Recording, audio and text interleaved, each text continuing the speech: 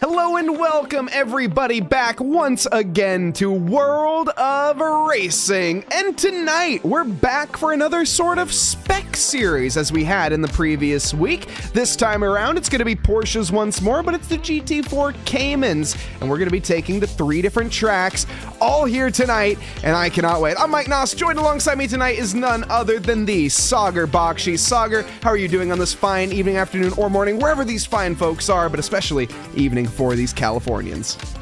You know what? I was thinking of grabbing a cup of coffee to get some adrenaline pumping in me, but I think the Cayman GT4 Club or Brands Hatch will do just fine to get my adrenaline pumping. I'm super excited to watch these racers go around the spectacular historic track. Absolutely. This is going to be an absolute corker. One of my all-time favorite tracks as well. In fact, Murray Walker was once quoted to say, "Why the authorities spend millions of pounds trying to turn Silverstone into a great circuit when we have one in Brands Hatch already?" We're going to head down to the track here very briefly and tell you exactly why Murray made that quote. Now, I don't fully agree with him because Silverstone is my favorite track. However, he does have a point. And as we get down here into the session, why don't we head down right now and go on board with some of our drivers here. This is a split quali as we go down here behind the wheel of Gonzalo, currently making his lap times out there with a 2:11.4. And he's beginning his lap right now. We'll cut the music, Sagar, and get down to the action, and let's talk track here at Brands Hatch. And there we have it. This is the lovely Brands Hatch circuit that we're going to be driving on here tonight, and we can even see the long left-hander heading up towards the back straight here where we go down towards Hawthorne. We're going to see some potential overtaking chances into Hawthorne, but it's a high-speed, high-commitment corner, and especially for some of these drivers, it's going to have to be discretion, discretion, discretion, the name of the game. Absolutely very tricky to get through the Hawthorne bend, and then even trickier is going to be the Westfield bend and Dingledale into Sheens now, and missing the apex by just a little bit is Gonzalo, but doing a good job of keeping it on the racing surface, not touching the grass fault that's available to him to use on the exit of these corners, but doing a good job keeping it between the red and white stripes. So far, so good. And as we go through the penultimate corner here, you can see a little bit of a snap there on the back end. That's not going to help Gonzalo's lap times. Not seeing any improvement from AC in the timing towers, but that doesn't mean that he's not improving. And as we come through the Paddock Hill bend onto the Pilgrim's Rise, cross the line here, and we're going to begin a lap now. No, we improve. It's a 1:39.3, so nice job there. Gaining some time, but not enough for a position. It's always one of the things that's most important for these drivers to try to achieve is to build up their pace and consistency lap after lap. And you can see Andreas just lighting up the brakes there coming in through turn 1. The Pilgrim's Rise is where he is at now. And then in through Druids, you can see those brake discs glowing a little bit as Chan is pulled off in the 11th car. Just getting a little audio test here. Seems a little quiet. There we go. Love live TV. Gotta love live TV when the tracks have different amounts of audio on them. Hopefully that sounds good, chat. Hope everyone's having a lovely evening, afternoon, or morning, wherever you are in this fine world. Let's talk a little bit about World of Racing here for a moment. And if you are one of these drivers participating, first off, welcome if you are watching the VOD. Second off, of course, if you are watching from home, cheering on one of your favorite drivers, or if you're down at the venue itself, let us know. Come into the chat. Tell us who you're supporting and let us know who your favorite driver is and where you want to see them finish, obviously up at the top. We have a lot of familiar names out there. Andreas, as well as Christopher, Dylan, Michael, Ahmad. Lots of drivers that we're used to. Robert as well. That's, of course, one of our fan favorites, or favorites in general. But we have some names that are missing. Tim Gookin in chat. He is going to be bummed that he can't miss it, or couldn't make it out tonight, but he's at least joining us here on the YouTube. So a big thank you here to Tim.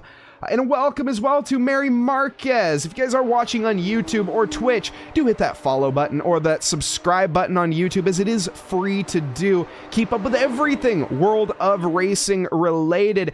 If you want to find yourself heading on down, if you're in the Tustin or the Pasadena areas, or Kansas City, Kansas as well, you can head down to World of Racing to find yourself driving on some of the top of the line equipment with the Sigma Interglade motion simulators, Simicube wheels, and Hussenfeld pedals.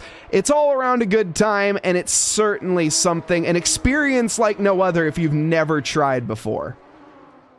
Looking at the lap times trickling in right now, Andreas out there with a 134.565 and seemingly looking like he's improving as well. Kenzie in P2 with a 135.8, but has some traffic to contend with out in front. And then Lavelle is going to be in third with a 135.9, awfully close to Kenzie out in front. And then Tim with a 136.2. Yeah, and looking at the improvements here, we're seeing quite a few drivers falling within the margin of each other. Very much, hopefully representing the battles on track. That's what we're going for, of course.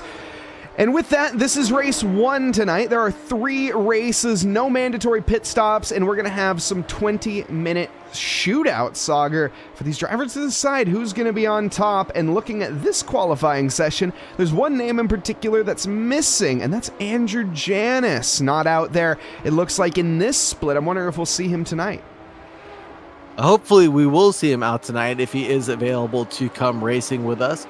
But then Dylan just throws down a 134.4. Tim with a 135.6. Awfully close at the front tip end of the spear now. And a couple drivers not getting their valid laps in. I know these cars will favor some over others, but getting that consistent build up to these lap times with 7.5 minutes left to go will be awfully challenging for the drivers remaining. It certainly will be, and Brands Hatch is no easy circuit. We talk about some of the more tricky corners here at Brands.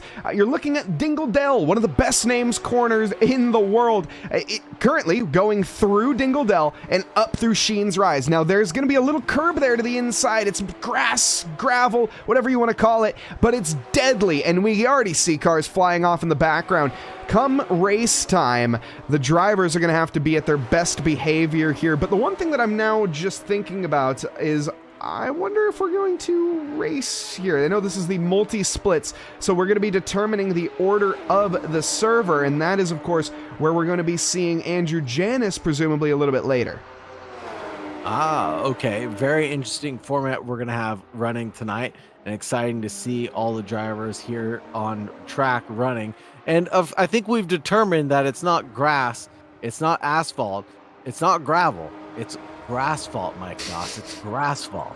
Is that an Assetto Corsa thing? I'm missing? Have I missed the boat on this one? No, I think that's just a Brands Hatch thing. I think everybody knows it's just called grassphalt. I've never heard that. It's not asphalt, it's grassphalt. If you've ever watched anyone driving here in real life, I don't think they would say the same thing, Sauger. When they go off in the grass, it certainly does not act like the asphalt. You're going to find yourself spinning every which way. Well, it's just those little edges of Dingledale and Sheens. Okay. Or Westfield Bend and Sheens. It's just those tiny little strips. And also through turn 3, Graham Hill Bend, I believe, is where there's also some additional grass-fault. Okay. Yes. No, I can agree with you on that. I like that term, grass-fault, for those little off-rumbly areas, if you want to call it that, extensions to the track to allow a little bit more runoff and a little more minimum speed for these Cayman GT4s. You know, one thing, Sagar, one of the most interesting things about this track is the fact that just like every other British circuit that is in existence, this had its history back in World War II, except it was not a fighter base. You'll notice it's not flat. There's a little bit of elevation here at Brands Hatch, and in fact, there's about 30 meters of elevation, or 98 feet, so much more than your typical British circuits, which were old runways, typically from bomber bases or fighter bases. No, this was a tank base, believe it or not, and it was used during World War II to train tankers. Wow. That is absolutely insane. It is amazing to hear the history of all these circuits that have become racetracks and racetracks that have become airstrips and then back to being racetracks again. I know we've talked about a few of them, but like most in Britain, a lot of these tracks have come and gone and faded away to the lands of time. But now, Brands Hatch still being used to this day. And there goes my boy, Robert. 6/10 up on his best right now, finding himself in P3 and trying to find his way to the tip of the spear. Let's ride along with Robert for the rest of this lap as he's going to be trying to climb his way onto pole position. The top of the mountain is a long ways away right now, well, 2 positions, but about 8/10, well, actually over a second separating him right now. That is not going to help his charges. Still, though, a 2/10 improvement. Not enough to gain over Andreas, but is an improvement nonetheless. Got to pluck away at those lap times. Sector 3, though, over the grass fault through Sheen's Corner, now into the penultimate corner complex. Nice and easy on the accelerator as you go through Surtees, back down, you go through Clark Curve, on through the clearways, towards Clark Curve, as I can't read my track map apparently, and on to the start-finish straight, the Brabham straight, and to cross the line, what are we going to see? It's going to be a 133.8 and a new pole position. Very nice out of Robert, driving this flat 6 engine adopted for the Cayman GT4. Doing a great job driving this one forward, but Andreas now with the pole position, a 133.464, does a phenomenal job of gaining 4/10 on Robert. And if we thought we couldn't find any faster times with 3 minutes left to go, it's still anybody's call. It is anyone's game. Even Tim could find himself in the mix here. This isn't Tim G like we saw last week. Tim G is in chat, unfortunately. We wish we had him out there tonight, but it's only one Tim on track, so he will be the superior Tim tonight. There's no ifs, ands, or buts. He's also Sagar, the only driver in the 134s, interestingly. Wow, what a no man's land to be in. He's 7/10 away from the cars in front, and he's about 7/10 away from the cars behind. He's on a bit of an island right now. Yeah, he really is, and not going to be improving on this lap. He has Kenzie behind him for good measure. Now Kenzie on a lap, but not improving herself or their self. Lovell in P6 right now. Gaining in Sector 2. How does Sector 3 look? It looks like a bit of an improvement up to 5th position. Kenzie back down to 6th. And Lavelle joining Tim on the lonely island that is in the 134s. I imagine that a couple other drivers will be finding themselves improving into the 134s as time goes on. Kenzie will do so next, I'm sure. And Jay sure to follow that suit. 19 seconds into this lap as we approach turn 3 and finding their way onto the grass fault. No, just staying close to the curbing, maybe not aware of the grass that's available to them to be using, but 2/10, nearly 3/10 is the improvement right now. So looking like a phenomenal lap and coming down the long mid straightaway now. This will be Pilgrim's dropping down a couple stories and then going into Hawthorne Bend next. Yeah, and Jay, tidy through the first sector, brakes glowing into the sector 2 now. Nice improvement as well, plugging away. This is what you want to see, a consistent gain of time, not really lacking in any department right now, but this is the most difficult corner complex. Up through Dingledell, into Sheens, a little off Apex there, left quite a bit of time on the table, but nice and tidy. The biggest thing is he's alive. The back end is certainly alive as well. Lively as ever as it tries to overtake the front, but Jay keeps it under wraps. Just one more corner to go. Round the final corner now, up to the Brabham Straight and the line. We're looking at a 134, but what's it going to be? A 134.7, up to 6th position. Very nice running out of Jay. I told you there were going to be more drivers headed on to Tim's Lonely Island. Robert now takes away pole position, a 134.259. Best Andreas' time in that 133.464. And the checkered flag is flying. Andreas on the final lap snaps it back by nearly a tenth in front of Robert in the number 12. This is going to set up an amazing prospect for the race that we have ahead of us tonight. Dylan definitely lost some time through the exit of Druids there and also getting held up by another car. I don't think he's going to find any time to improve. So it's going to be down to Robert, but Robert 8/10ths down dealing with back markers himself. It was a real ding-dong performance trading back and forth, and Chan, the dark horse, enters the conversation, a 133.7. Nothing to shake a stick at.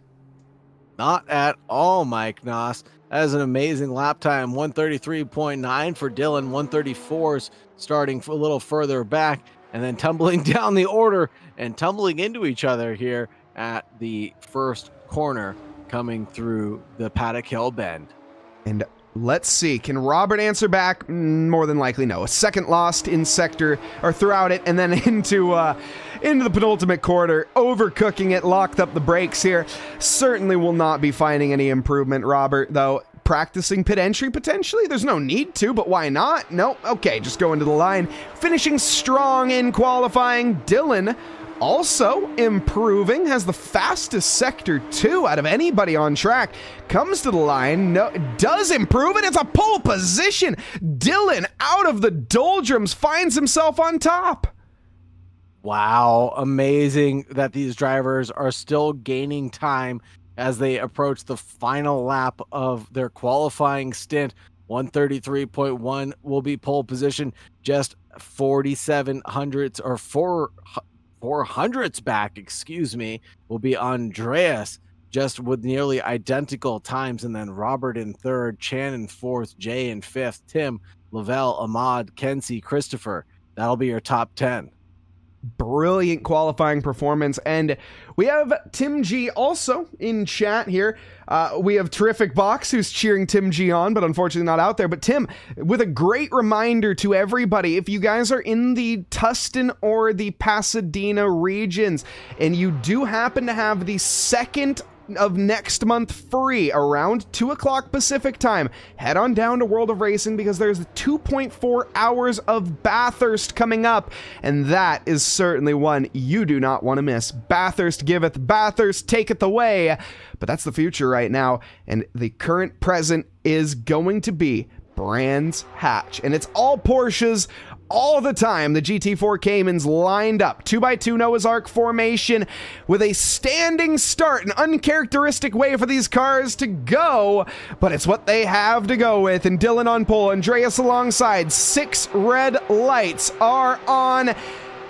And we are green, green, green, and immediately Andreas gets a stellar start and is going to have to contest to the outside of Paddock Hill Bend. Druids is the real overtaking chance, and he has Robert now fixing to his inside. Andreas washes wide off onto the grass, has to rejoin the circuit. That causes a bit of a kerfuffle. 3 abreast now, down into Druids, bumping and banging. We've gone bowling, unfortunately, in cars to the infield and the out. Most drivers making it through somewhat okay. Dustin gaining ground. Ahmad got punted in the rear, unfortunately, and does drop down where there's a restart. We're going to have a restart. Yeah. Let's try that again, Sauger. A small kerfuffle led to the red flag being waved. and a wave off of that start, and we'll have to see Dylan and Andreas try it one more time, and Robert's gonna have to put the work in to get to P2 this time around. Robert had quite the great start there and gave Andreas a run for his money, but it was Andreas that had the unforced error that washed himself wide there into the kitty litter, and that caused the damage. That caused most of the mayhem to unfold, and then after that, Druids was history. But let's go. Re-rack them, restack them. 6 red lights are gonna come on. Andreas challenging Dylan for the lead here, and we will go green, green, green once more. Robert a little bit loose on the traction. This time, Andreas, another stellar start. Round the outside of Paddock Hill Bend. Got to keep your foot firmly in it to make the contest down into Druids. Still 2x2 for Robert and Chan. Everybody's settling a bit more discretion this time around. Andreas doesn't think about the move to the inside, but Jay thinks about making moves on towards Tim. Forces, though, to the forced to the outside is Jay, and that's actually Chan, excuse me, making that position stick. Challenge for the lead, though, as Andreas dives to the inside, and Dylan doesn't really fight it back. Strategic plays here for Dylan because he's going for the switchback. Now, though, the run towards Hawthorne. This Sauger is where things start to get dicey. Absolutely coming down Pilgrim's Drop into Hawthorne Bend. They're side by side, and Andreas has the inside advantage there. But again, another switchback from Dylan trying to get engaged, the number 26. Not finding a way by the number 64, who maintains the lead of this race, looking towards the inside line again. Coming through Westfield Bend, it will be advantage to Dylan, and he regains the lead of this one. Intelligent decision making from Andreas. He could have defended to the inside of Sheens, but there's still 15 and a half minutes on this clock, and he knows that would have been the end of his race if he decided to make that move. Rather that go for the move into the final corner? No, back out. Make your opponent question what you're going to be doing. Where are you going to make the move? And the best overtaking chances into Druids. That's after Paddock Hill Bend. Andreas, he tried this on lap 1 the previous restart, and it ended with him stranded in the gravel. This time, a little bit more success, keeps it on circuit, doesn't gain the position. Late send to the inside, no, but Robert contests Andreas, and he takes P2 with both hands, forces Andreas out wide. Chan now trying to capitalize, but Chan here shouldn't be able to get the move unless he goes full on the grass pass, and he makes it stick. Andreas going backwards right now. Chan also sends it on to Robert, and there's a bit of bumping and banging. I think Robert closed the gap pretty aggressively there, but this is a nice little side-by-side. Oh no, as Robert, you have to leave it a space, as Fernando Alonso would say. All the time you have to leave the space there, Robert, but I won't dodge any complaints coming my way either. Sometimes I get a little argy-bargy as well, but Dylan leads over Robert, and then Andreas, and then Jay. What an amazing couple of laps that we've had of battling. That might be some of my World of Racing highlights. Great calling there, Mike Noss. Amazing job. And those were some tough calls to make because you couldn't tell who was whom and who was going to pass whom at any given moment. They were just all action-packed. And here comes Andreas again, looking to the back of Robert, coming through the final corner. Robert having a big drift and a wiggle, and they're going to come down the start-finish straight right now, side by side. Andreas on the outside line. Robert's going to be holding on to the inside line. We've seen this happen before. We'll see it happen one more time. Andreas this time trying to get that switchback installed, but Robert was just occupying the real estate there, parking it there. Up the inside of Druids is Robert. Andreas looking to that outside line, trying to find a way through. I think Robert may have understeered just a hair. Andreas had nowhere to go but into the side of Robert. A little bit of rub in his racing there. Andreas seems to be overdriving this car, in my personal opinion. He's really pushing right now, and he's getting a great view of the AK logo on the back bumper of Robert right now. However, he wants to disappear into the British sunset right now. It's 1:03 p.m., so maybe the British afternoon, but the sun does seem to be going down just a bit. That's just, of course, the time the race starts in for the actual in-game, not actually representative of the time. But as this battle continues on, there are fights in the background, Tim and Lovell. I don't want to take my eyes off this, to be honest, because I feel that Andreas is going to be getting aggressive very soon. But let's take a look back. The 33 right now of Tim, not Tim G, no, just Tim. Christopher behind. He's currently chasing Lovell. Kenzie in 9th position with a mod. Mr. Consistency. Oh, no, that was a consistent move to the inside, but unfortunately, Kenzie gets collected, and I'll have to say from that brief little angle that we had, the literally 5 milliseconds that I saw, Ahmad looked like he went for a move, maybe a bridge too far, and Kenzie got sent off into the stream. Super unfortunate viewpoint there to see that go down that way. Personal fastest laps coming in for all the drivers now that the battling has come undone. With just under 12 minutes remaining in this race, I imagine that we'll see the drivers improve their consistency lap and lap again. The only driver that isn't going to be able to improve his consistency because he hasn't put a foot wrong yet is Dylan, our fan favorite in chat right now. Terrific box, or excuse me, Tim G actually rooting for Dylan now. So out there rooting for one of his rivals, I suppose, if you want to call it that. Of course, everyone down at World of Racing is only rivals for the 15 or 20 minutes or so that they're out on track. After that, it's all about the banters, it's all about the good times and reflecting on maybe some of the misfortunes that had befell you in the race or that you have befell on some other drivers. Right now, though, this scrap is heating up, Sauger, and I think it's a matter of time here before we see Andreas get the move done onto Robert, or rather something boil over. Absolutely not. Cheers in chat for Robert driving the number 76. He's going to hold off Andreas for the remaining half of this race. I can only pray and hope for, but you're absolutely right. To be honest, Andreas is looking like he is just a menace right now and looking for any way past Robert, and this has allowed Dylan to escape with a 2.5 second gap. Robert doesn't seem too intent on defense. We'll get a better eye, though, into Druids here. Is he going to cover the inside? No. He just leaves the line wide open, and he can even see Andreas thinking about making a look to the inside. There's no dice to be found this time, but at some point here, Andreas is going to have to roll them. And where do you go for the move?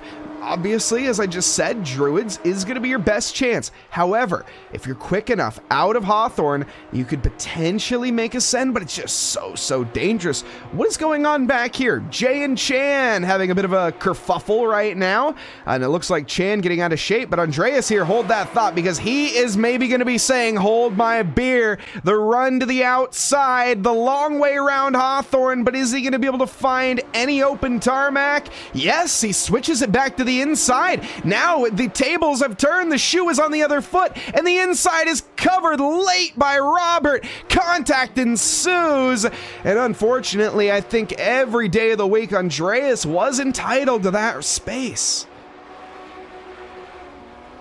A little late there on the inside line, one way or the other, either Robert or Andreas, but it looks like Robert is back behind Chan. Chan chasing down Jay, a move for position overall, and they're going side by side, coming through Clark Curve now, and down the Brabham Straight we go. They're going to continue this side by side bout. The 76 leads over the 63 by just a nose hair. And now the 63 might try a snap back up the inside line. It looks like he wanted to, but just couldn't get the overlap quite done. And the 63 has a big old drift, and that's going to allow Robert to catch back up to Jay. That's not going to allow Robert to catch up. That's going to allow him to get by. He's going to take the long way around Druids, and this is going to set him up just brilliantly into the next left-hander. Makes it stick because Jay, well, actually hands it to him. That position was going to be gained either way. Jay, struggling, rejoins the circuit. Got to be so careful there, ahead of Ahmad.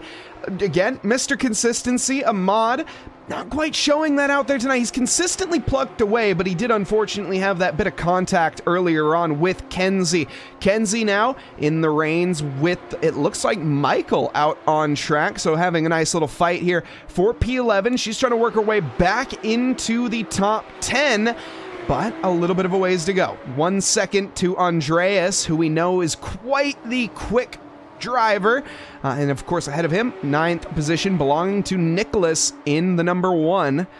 And he's having a bit of a fight with Andreas himself, so this could actually back them up into Michael and Kenzie. Andreas, oh, you got to be so careful here, Andreas. Do not overcommit in through Sheens. He's going to go for the switch back to the outside now, the penultimate corner. I don't think you're going to find much unless Nicholas, very generous on the amount of room that he's leaving. And I think this should be sealed for Andreas in the next few coming corners. The writing definitely looks to be on the walls. I wonder if Nicholas is going to fight it even too much. Well, yes, is the short answer. Why not fight it on circuit? We're here to have a good time. We're not here for a long time. This is definitely not an hour endurance race. We're only having 20-minute pit races, and Andreas almost runs off the circuit. And that's going to allow Nicholas to fight right on back at Druid, saying, hey, if you're not faster than me and you're not going to run away with it, I'm going to keep on having fun with you. He certainly is, but I think now he's gotten it sealed up to the inside, but not early enough onto the accelerator.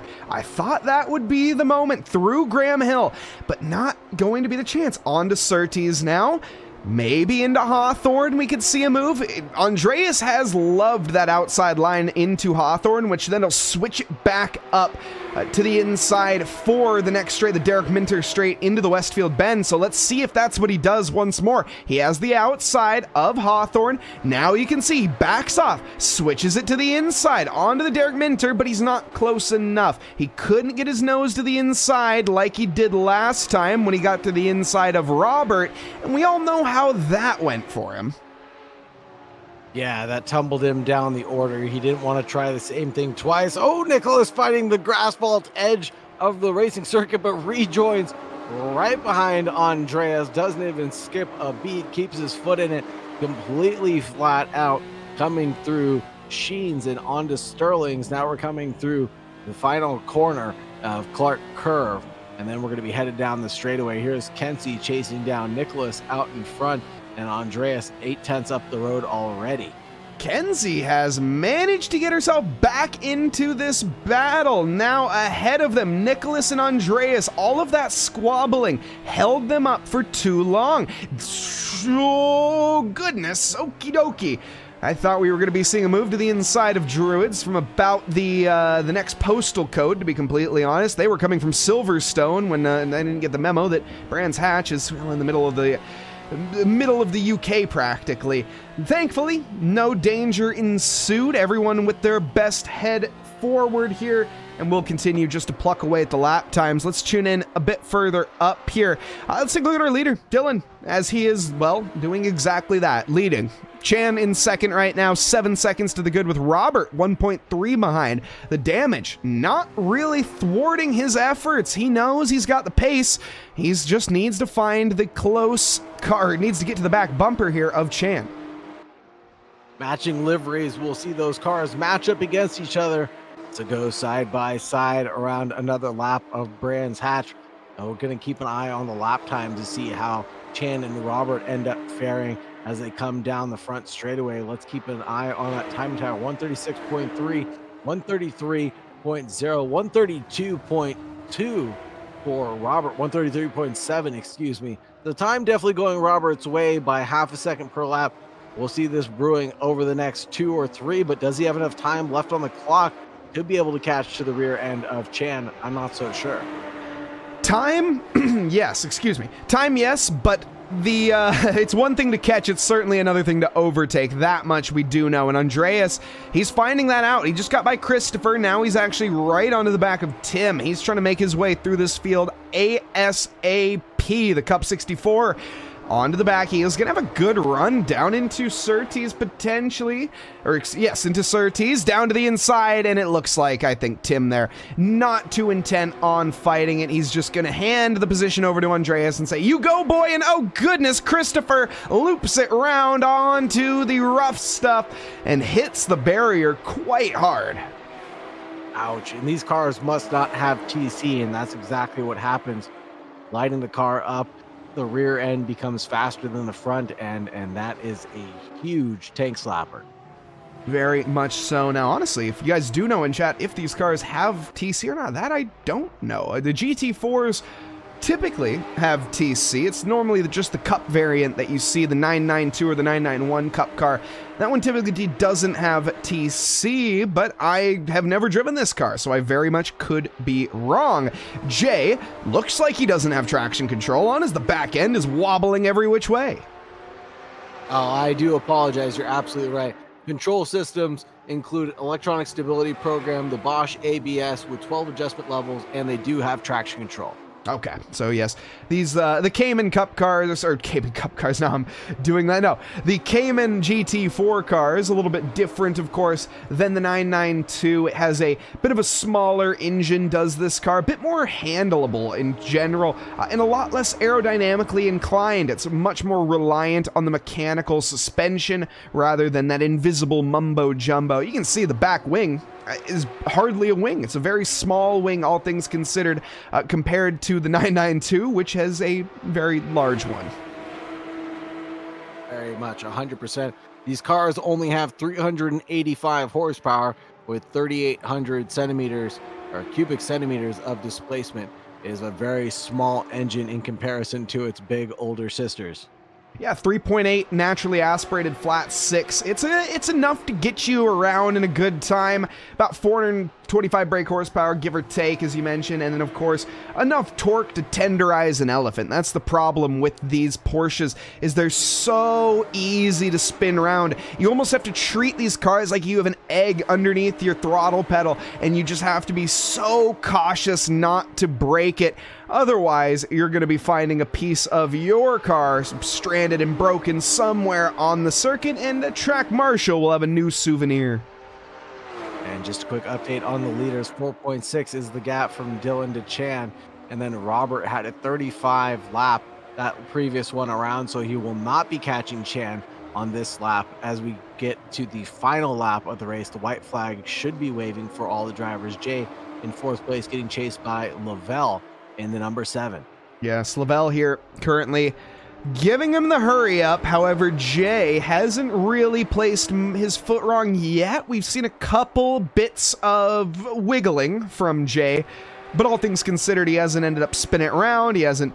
I almost, for some reason, thought that it was going to happen there. I thought I just cursed him into it. Thankfully, we didn't. Jay, he's on the ball. There's nothing to worry about right now. He's going to get this home down to the checkered flag, and barring any incident, he shouldn't get overtaken. Ahmad, Mr. Consistency, plucked his way through the field, started towards the back, and looks like he's going to finish in 6th, of course, barring any incident from any cars ahead. But the real talk of the town, the fan favorite, Dylan, he has one more corner left to go before he finds himself the victor for race 1 here at World of Racing, Porsche Race Night. Ooh, a little deep there early on the apex, clips the curb, takes brief flight, but either way makes it to the line and takes home the trophy for round 1, or race 1 here in the Porsche Race Night at WOR. Amazing driving. That was an amazing battle that we saw early on in this race. Chan throwing together a nice little drift coming through the Paddock Hill bend, and on his way to Druids. All the drivers are peeling off the racing circuit now and getting to find some time to get some rest. Robert with a 3rd position. Now he'll be looking back at his race and thinking, how can I improve in the next one? No doubt. 3rd place, still nothing to shake a stick at, but of course he wants to clean up the driving standards. He doesn't want to be causing any incidents moving forward. Jay, a great drive, all things considering, plucked away to 4th. Lavelle in 5th, another driver that I think carved their way through the field. Ahmad also did the same. Nothing but consistency, and one, again, wanting to worry, maybe not take someone out on the next race. Andreas found himself victim, unfortunately, to a contact earlier on that was with Robert, and that put him down to 10th position. He recovered up to 7th since. Tim down to 8th from where he started. Nicholas, 9th position. Dustin in 10th. Christopher in 11th. Michael in 12th. Kenzie, unfortunately, finished in 13th after getting punted off earlier. And Gonzalo finishes last but not least down in 14th position. Great driving, everybody, and that was a spectacular showing of strength and skill that the drivers put on for us tonight. Thank you so much, everybody, for the lovely entertainment. This was quite a great race at Brands Hatch. It certainly was, and Dylan, not failing to deliver. The fans, they wanted a victory from him tonight, and that they got. Nothing but, honestly, quite the easy race, I would say, there for Dylan, as he led from lap 1 pretty much all the way down to the checkered flag. No issues to be found all the way from the word go. And with that, of course, no Andrew Janis out on track, which I think is going to be the saving grace for a lot of these drivers here. They have a good fighting chance here, and while we would still love to see Andrew in the race and fighting for the top, it's a bit of a refresher to see some new names out on track. We saw quite a few new names joining us, Kenzie, as well as, why don't we scroll through the list real quick and take a look? I can't, because I've already gone through it. Kenzie, Lavelle, Yeah. Nicholas, Dustin, I believe, all new names, at least Gonzalo, all new names to me, at least here at WOR. They may be seasoned veterans around the racing circuit, but they seemingly look like all new names at the WOR. Yeah, and while they may be seasoned from regular sim racing, or they might be new, and that's the beauty. If you are looking to get behind the wheel of a sim racing anything, drive anything, whether it's just for some hot laps, whether you want to go and have some fun with a race night, members night, or you want a full-on coaching experience, head on down to WOR, give them a call, because they are going to offer you some of the best services that you could possibly have if you are looking for that in the Pasadena region or in Tustin or Kansas City, Kansas, of course. The two locations tonight that we do have battling is going to be Tustin and Pasadena. And also, of course, same for the Bathurst 2.4 coming up on the 2nd. Get signed up for that. Head on down to WOR. Booking is limited, so do get yourself booked up if you want to find yourself driving on the Sigma Interglade Motion Sim with the Husingveld pedals and the Simicube equipment all the way through. But again, Sauger, talking about this race one more time here before we do take a little intermission, it gives us some prospects to what we're going to see here moving forward. Robert has delivered. We've seen hit and miss performances from Robert in the past, but tonight he certainly hit someone, but he also did take home a 3rd position. So hit and a miss, or a win. Hit and a hit. There we go. How about that? Hey, don't dig at my boy Robert like that. That's not fair, Mike Noss. No, you're absolutely right. You got to call him like we see him. Robert having a little bit of a bump with Andreas earlier on, coming through the Westfield bend, closing the door a little bit harshly there, but regains his 3rd position that he started off with in this race. Pretty good showing from him to regain that after tumbling down the order and having a dramatic spin as well. It was only a 20-minute race, and that's the kind of racing that I've seen from Robert before. He sometimes may have a self-inflicted type of error, or he may be involved in the incident with another driver, but he's always got the edge behind him, basically, to regain those positions and fall where he's supposed to be at. You know, and one of the drivers I don't even think we've mentioned too much here tonight is Chan, the dark horse of the night, in my opinion. He's sort of came out of nowhere, it seems, when it comes to the WOR races. We've seen his name in the past. He's not new to the WOR races by any stretch of the imagination, maybe newer, quote unquote, but he really got his footing at Brands Hatch and managed a stonking performance, potentially going to be a race winner here in the near future. But Dylan, he was the one that was on the ball to claim that.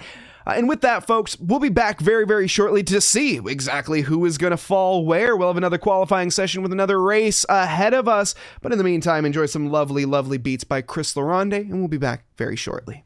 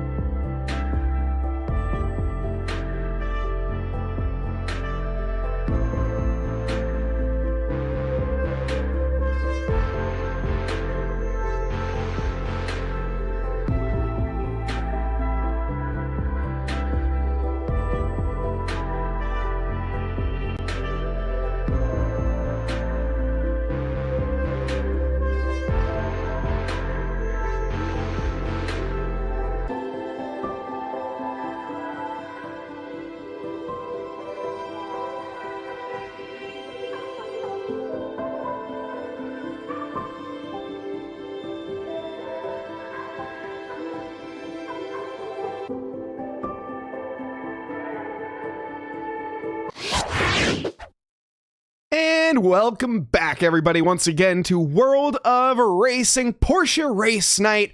As we get ready to head down to Race 2 Sauger, we go to another track that's very difficult to overtake on. We just came off of Brands Hatch, where we had Dylan take victory over Chan, with Robert coming up for the third position. But now, as we get ready to head down to Austria, we go to Spielberg to see how the drivers can take on the Red Bull Ring. This is going to be an extremely challenging track for these LMGTE category Porsches that the drivers are faced with their water-cooled six-cylinder boxer engine in front of the rear axle. This is going to be awfully difficult for the drivers to keep the rear end stabilized. Yes, behind the rear axle, right? Is it in front or behind? Am I crazy? Front of the rear axle. It's in front. This is a mid-engine car? That's what I'm reading. The more I know. I thought this was a rear engine car. I guess the Cayman is not. That's shows that I am a great commentator. I've been saying that for a long time. Oops. Pay no mind to the man behind the curtain. Either way, folks, we are going to be getting into the action here very, very shortly as we head down to the Red Bull Ring. We're already seeing some times roll in, Sauger, but there is one thing that I'm also noticing that we're seeing, and that's a couple cars driving off the circuit. Let's get into qualifying, folks, and let's take a look. Down to the circuit, it's Andrew Janis. He's back, and he's here a little bit later than we would have expected. He's currently out there in first position with Mario, Justin, and Alex. I think we were watching one of the other splits, if I had to guess, because we see a whole load of names that we know and a whole lot of new names as well. A whole lot of argy-bargy as well. This is just a qualifying stint. With 12 and a half minutes remaining, we're seeing Justin take provisional pole with a 140.1.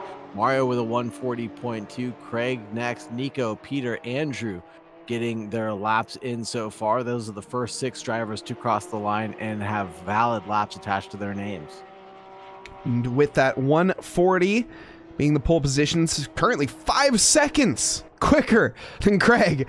So Craig here, 1.1 seconds up on his lap, looking to improve certainly as we see more drivers starting to improve into that 45 ballpark, but not up into the 40s just yet. The Red Bull Ring, when we talk this track here a little bit, and why don't we go on board for a lap? The next driver that's going to begin a lap is actually going to be Kevin here, or who is going for this overtake, the 921. That's Andrew. That's Andrew Janis, actually. So why don't we, Sauger, go on board as we go side by side through the penultimate corner complex with Andrew Janis here and talk us through a lap.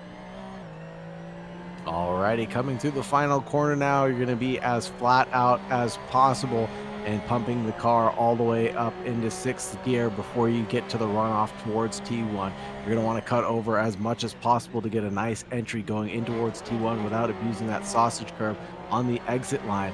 Andrew touched the sausage on the inside line there, coming through Nicky Lotta curve. Now coming through towards turn 2, it's really more of a kink than it is a turn, but we're calling it turn 2, and then headed up to 12% incline towards Remus turn 3. Again, not using as much of the entry as he possibly deserves, and then going over the sausages on the exit will compromise Andrew Janis's time. The 921 is going flat out again towards Sloshgold now. This is turn 4, infamous for running drivers off on the outside line. This is where the karting takes precedence, and you got to really hold on to the inside line. Andrew not going out to abuse the curbs again, not using all the track width that he's bought and paid for, and in through Roush and then now Worth. It's going to be a tight, twisty sections that pretty much combines into one flowy corner. A small straightaway, quick pump of the brakes again in the downshift to get the car rotated in through Worth, and then you're going to come around the next corner. Again, flat out for Rint, and then Red Bull Mobile are going to be the following corners, headed down the final 2 before you get to the checkered flag. A little pump of the brakes and then downshift to keep the car rotated in towards the apex. And again, not using all of the track width that he is allocated to use, and a little bit of oversteer there as he comes to the Red Bull Mobile, and that will be a lap around the Red Bull Ring with 9.5 left to go. Nicely done. Thank you very much, Sauger Bakshi, for that onboard lap. And Andrew Janis, holy smokes, that was a pole position lap. Somehow, to be honest, it was certainly off the limit. Andrew Janis on the limit and over it, in fact, and now gonna have to invalidate. No. Andrew, check your mirrors before you rejoin the track. Oh my goodness, Caleb having a terrifying moment there. Doesn't somehow invalidate, but his lap time certainly is not going to improve. Or is it? He's still up 2/10 despite the fact that he nearly got punched in the face by Andrew Janis. That was awfully scary for Caleb, but he's still improving through Sector 1 by 2/10, and not as much as he potentially could have carried through that first corner. But now coming into Sloshgold next, will it be a abuse of track limits? I'm hoping not so much, and he definitely stays within the red and white stripes here at the Red Bull Ring. Now still continuing on here, Caleb. We have Ahmad Shah into second position as well, so he's snuck up. Oh, I'm just being informed in my ear. This is not Andrew Janis. This is an imposter. This is Andrew. Just Andrew, not Andrew Janis. I wonder if I made that mistake on the previous week. My bad. Well, he is not the 11-year-old karting legend. He is just Andrew. He is just a man, just like any other man, but he is a god in the Porsche, it must seem, and he's out there looking to improve, coming through the final corner now. He's up 4/10 through sector 2, but it really won't help his charge any because he's already lost 10 through sector 1, and it won't be any more improvement to be found on this lap.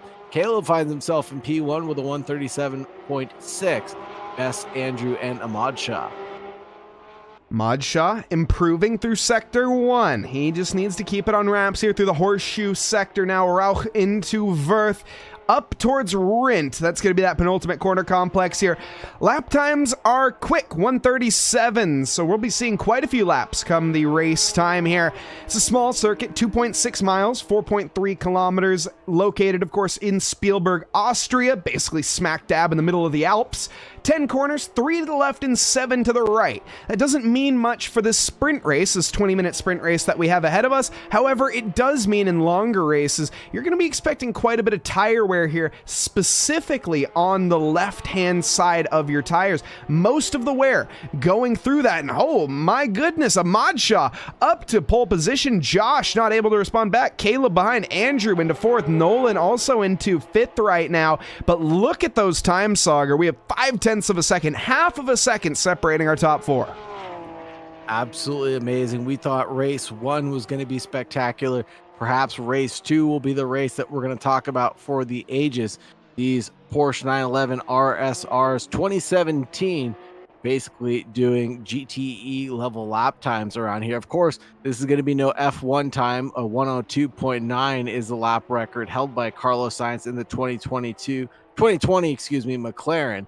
And we won't see times anywhere close to that, but these are blazing times that the drivers are putting down right now. Yes, it certainly is. And keep in mind, folks, this is 2 splits as well. So we're currently watching Split B. We're watching Split A in the previous race. We'll see if we'll be covering on the other one here shortly, but for right now, we'll be keeping an eye on the B split. I thought we were in the A split because we had Andrew, and I thought that was Andrew Janis, but no, again, I've just had my hopes thrown around every which way to Sunday currently, and we're on a Thursday, so it's, well, in case you were curious, not the right way to go. But Josh here, looking strong. We also have Ahmad Shah and Caleb here in the top, but Alex down in 10th position, 140s, starting into 9th, and another solid little congealment, I guess, of drivers. I don't think that's a word or a way that anyone has described anything in racing before, Sauger, but that's just what I've done. Congealment in racing? Sure, we'll go with that. 5:15 left in this qualifying session. Plenty of time for the drivers to get used to these Porsche 911 RSR and get their 6-speed sequential mesh gearboxes round.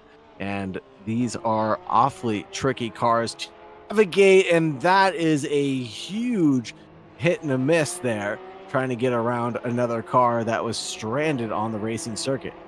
Not going to help the lap times, and that's the 912 of Nico. It looks like having a bit of a pirouette moment in the final corner. Mario to the line, no improvement. A little deep there through the first corner, a little out of shape as well. Hopefully he can get that back under wraps here. Ben also in 8th position. He's improving himself here, up 0.8 through sector 1, so massive climbing. If he can keep that up, he'll be finding himself on pole position, but we know it's one thing to keep one sector, it's another thing if you run straight off the circuit and invalidate your lap through Schlossgold. Yeah, for sure.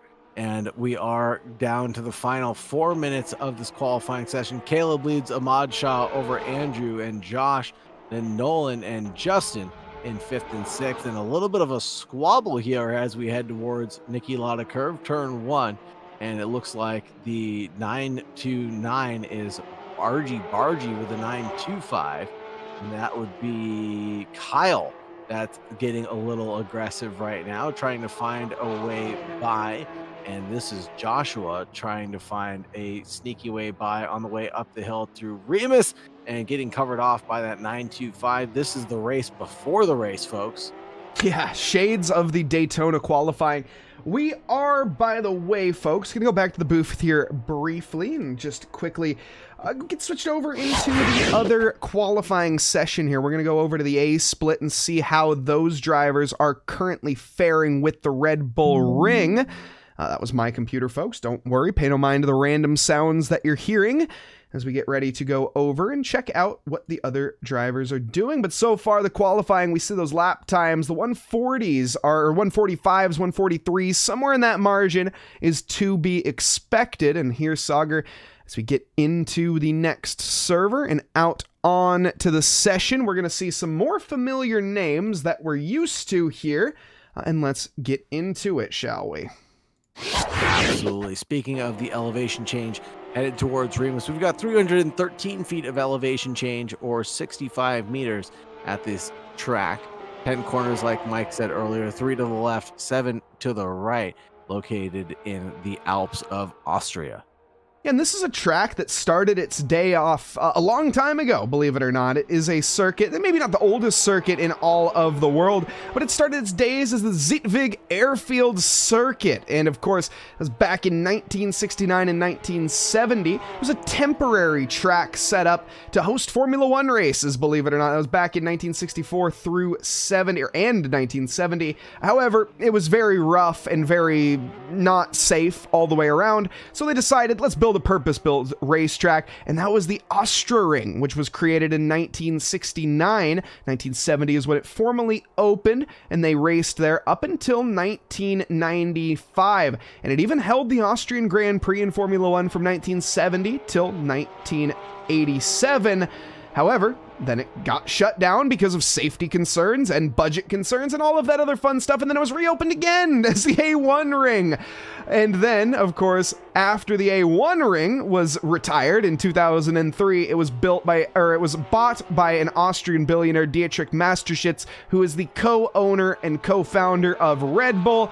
And he purchased this circuit, made extensive renovations to it, and ever since 2004, it has been owned there. But in 2011 is when it officially reopened as the track that we know and love today, the Red Bull Ring.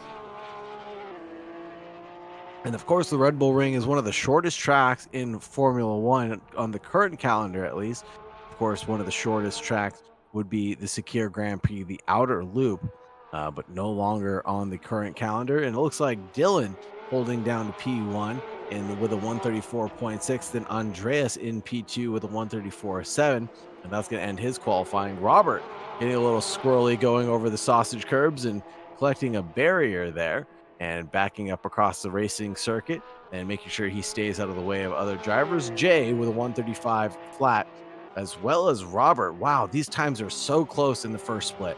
Oh no, Nicholas in the final corner bins it, unfortunately. He was on an absolute corker of a lap and he doesn't get it to the line. Lavelle up next, currently improving by about a tenth, give or take. Gets held up there briefly by, I think it was Gonzalo, I'm not sure. No, I don't think so. I think that was also Nicholas.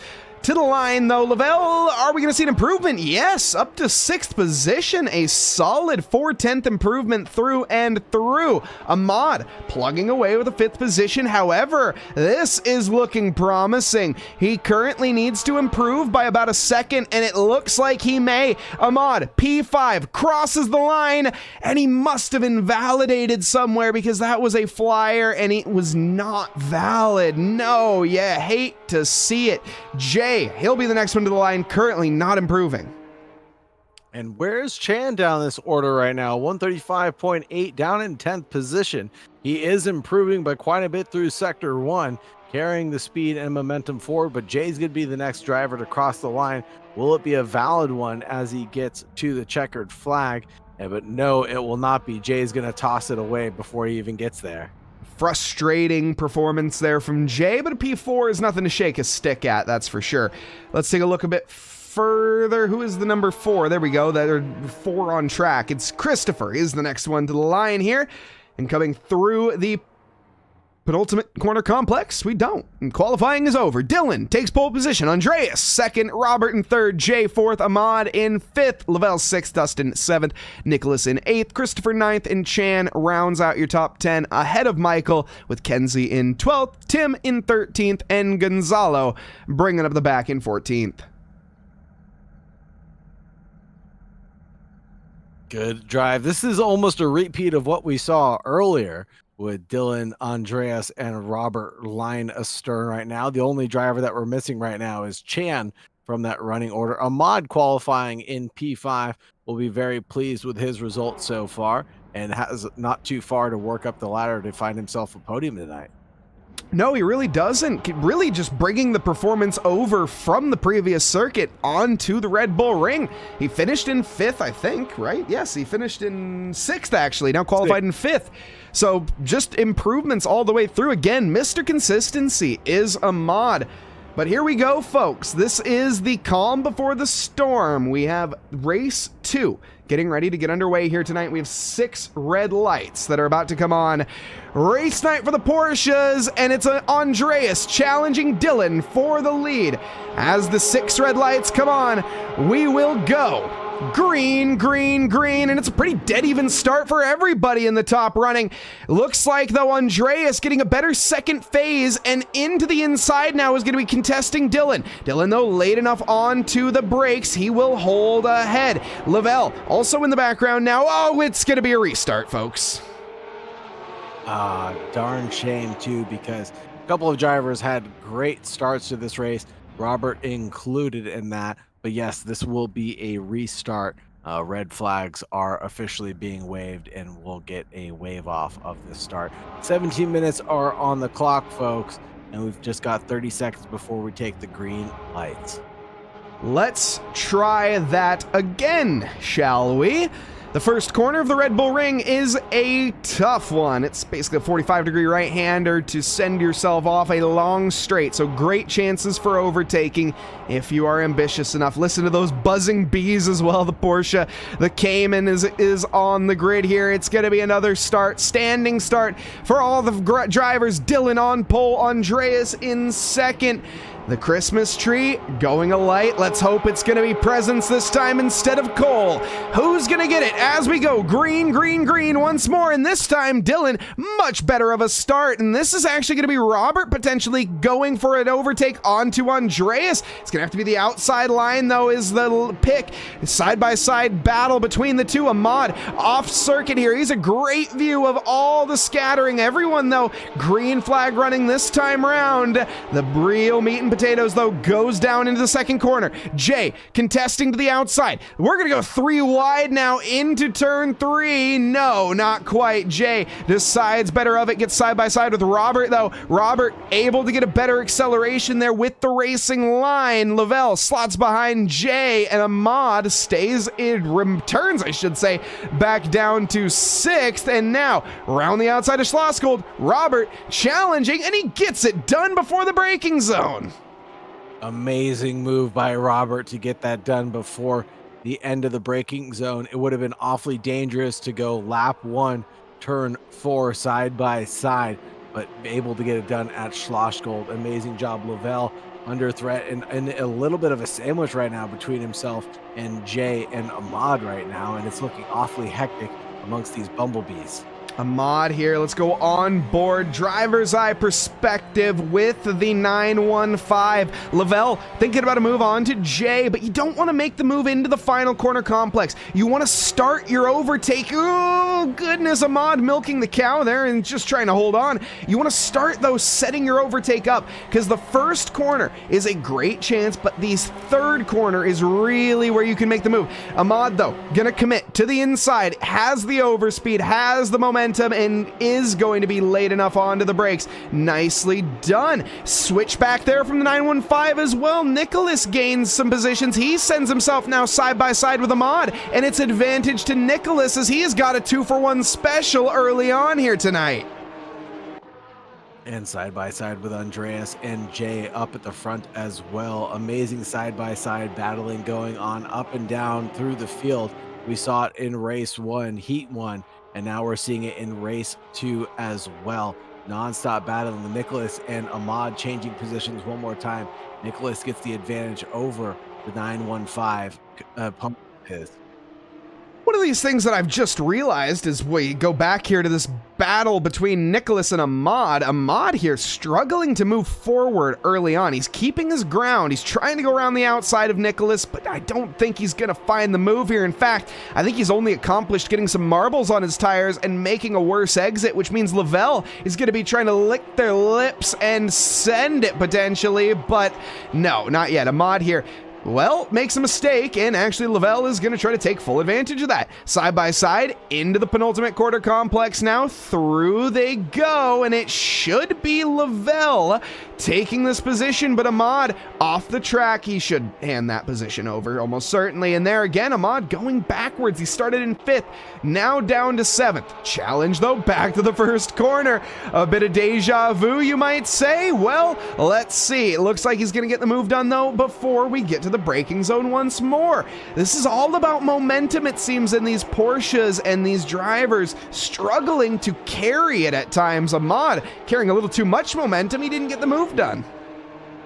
Unfortunately, this is excitement for us because Lavelle and Ahmad are going to keep this battle up and running for the next few laps or so as Ahmad tries to find a way to get past Lavelle in the 919 out in front. That's the green liveried car, and the gray liveried car is actually Ahmad in the background. The 915 coming in through turn 4 now. It's going to look like a move into Schlossgold.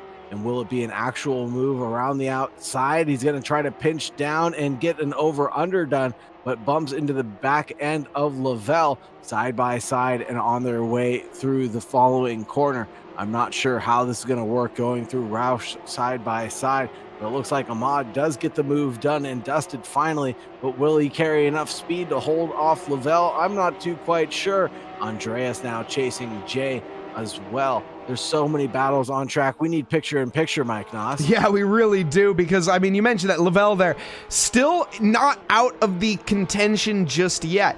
Another thing that I've been trying to mention, but I haven't had the ability to just yet because I realized it right after we got into the race here tonight. Again, hold that thought. We'll have to go on to that here in a moment. Andreas trying to make moves, and he sees a weakness. Jay, a little bit offline there through the final corner and trying to commit the long way around goes Andreas, but no light of day. A great exit, though, and that is going to force the defense from Jay.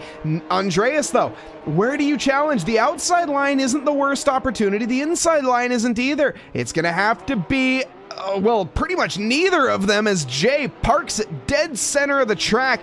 Doesn't really allow Andreas the proper room there. It was just enough to fit a race car, and that's all you need to leave by the space of the rules. But now, I think I can explain it. No, I can't, because we're back to Ahmad and Lavelle. Side by side, Ahmad trying the outside of Schlossgold. This didn't work previously for him. This time he might find a little bit more success. Still doesn't secure the move though. On the hill now, down towards Rauch. You have to go and send it into the braking zone. Run your opponent wide, and that's exactly what Ahmad does. Does not allow Lavelle back into the conversation. Basically blocks him before any chance of the move, and through the mid sectors now, Wirth in towards Rindt. Not too many overtaking opportunities. Up ahead, the battle between Jay and Andreas for P3 and P4 still continuing. 2/10 separating them right now. The 13 trails the 931 coming through the final corner now, and all drivers seemingly managing track limits very well. We are on a Kunos track, so hopefully the drivers aren't getting any slowdown penalties as they approach the final corner. They should have 30 seconds to slow down if they do go over track limits, such as that. Andreas having to give a slowdown penalty there, I could only imagine.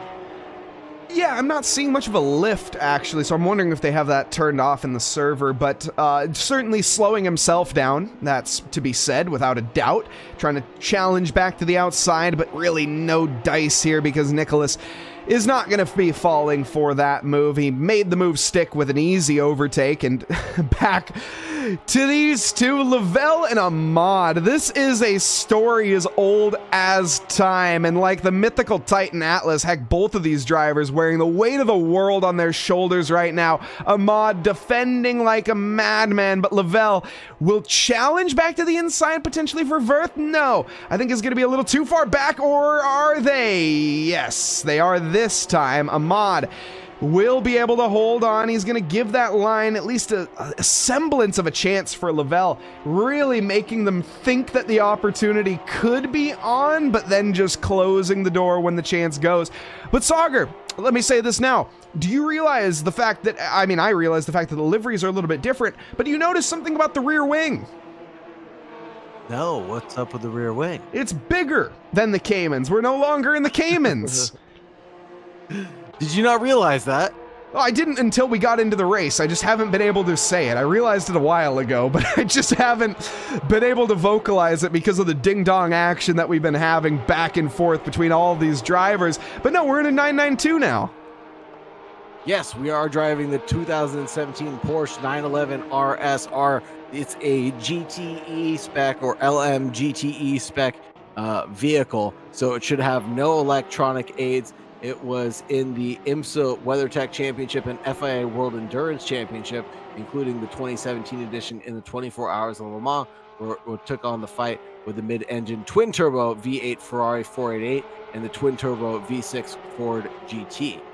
You know, you mentioned that at the top of the broadcast, and I just didn't pay attention now that you mentioned it. I remember you saying that. I just don't remember like actually processing that information and benefiting from it. So my apologies, chat. I haven't been thinking we've been looking at Caymans. Let me just be clear with that. I did realize at a certain point, but I didn't realize until we were through qualifying. So during qualifying, I definitely thought we were looking at Caymans still. This is how you know broadcasters do too much. Mike Noss heard the words I said, just did not process them properly. This is true. Of course, we have both of us here behind the box, but I am also on production. We got a million things going on at once, and one of those million things is this battle. This is what we're here for. Nicholas and Jay, and Nicholas with an off-the-grass pass, at least an attempt here, is going to catch Jay slipping because he makes a mistake into the final corner, an uncharacteristic one at that. Now, Nicholas, third position. Jay, the shoe is on the other foot. How do you respond? Respond quickly and promptly. Glued to the back bumper like a brand new license plate. It looks like Jay is trying to challenge Nicholas for that position coming in through Remus. Up the 12% increase in grade and almost bumping into the back of the 915 out in front. Maybe that was a slight touch there. We got a beautiful three-way squabble between Nicholas, Jay, and Andreas right now.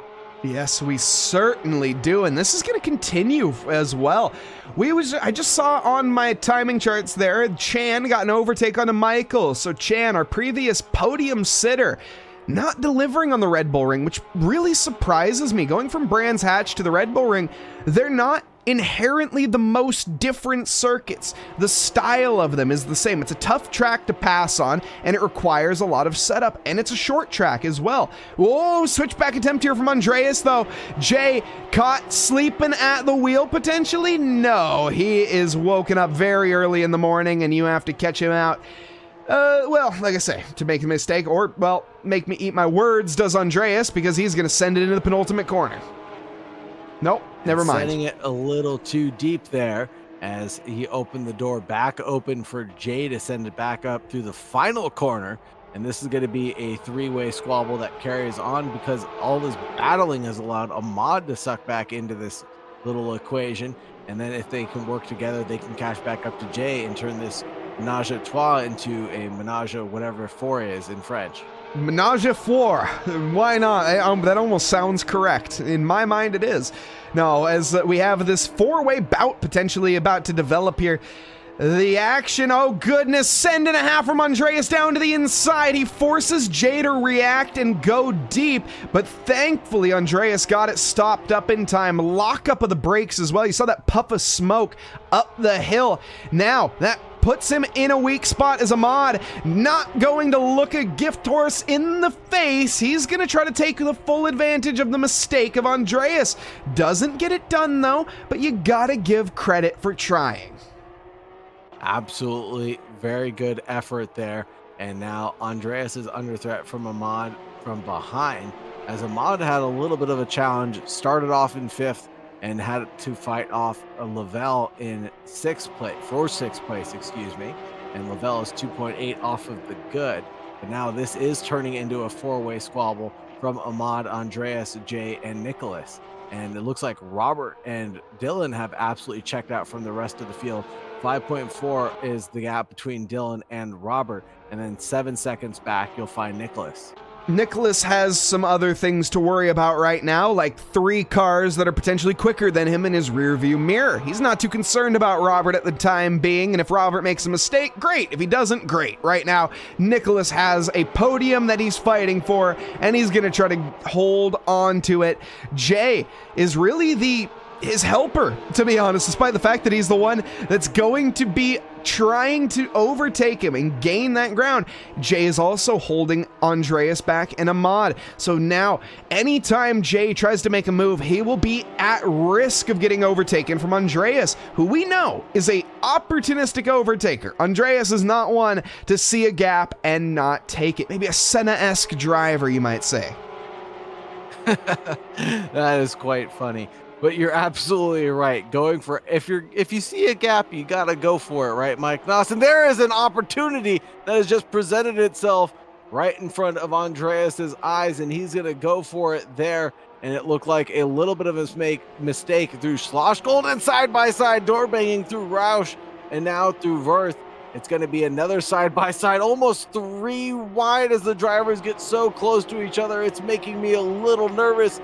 The 911 and the 931 going side by side, and this is all dragging Ahmad in the 915 forward. And who's going to have the overtaking opportunity here? It's going to be the 931 looking for a move, trying to get around Andreas in the number 13, who has a bit of a drift coming through the final corner. And the 931 of Jay goes a little bit too deep and wide through the final corner with 2 minutes and 30 seconds left on the clock. I think we've got this lap plus 1 more. Ahmad smells blood in the water from that mistake round the outside. Both drivers in too deep. Everyone's listening to Sum 41 right now. It turns out that's the anthem of this race, and it seems to continue. The battling. Jay keeps the position. Ahmad thought he saw the opportunity. He smelt the blood in the water, and right now Jay is going to be sweating like a cow in a burger joint because he has lost his slipstream partner, Andreas. 1.5 seconds up the road now, and this is going to be detrimental to Jay's game moving forward. Ahmad, he knows that. He knows that now down the start-finish straight, he has such an advantage, and down the second straight as well, he will be gaining time at a rate of knots. And Lavelle, sort of in the best position as well to set up an overtake, maybe a 2-for-1 special, just hanging out in the background. I'd like to see Lavelle close back up. That's a name we haven't talked about too much since the fighting earlier. We said it multiple times throughout this race, but Lavelle's race calmed down since then. And now, Jay and Ahmad at each other's throats. It's a knife fight in a phone booth, and welcome to the equation, Lavelle. This is going to be an amazing squabble as we get to the final lap now. The 931 of Jay leads over Ahmad. And for how much longer will this be the case? Because it looks like Jay is just overdriving that car a hair too much right now. And we'll see going in towards turn 1 if he sends it too deep again. Wowza, that was a big look from Ahmad in the background. Going to the racing line, the 931 out in front, doing a good job of carrying the speed and momentum. That's Gonzalo, who is drifted off at the exit of turn 1, and the drivers are carrying on like nobody's business right now.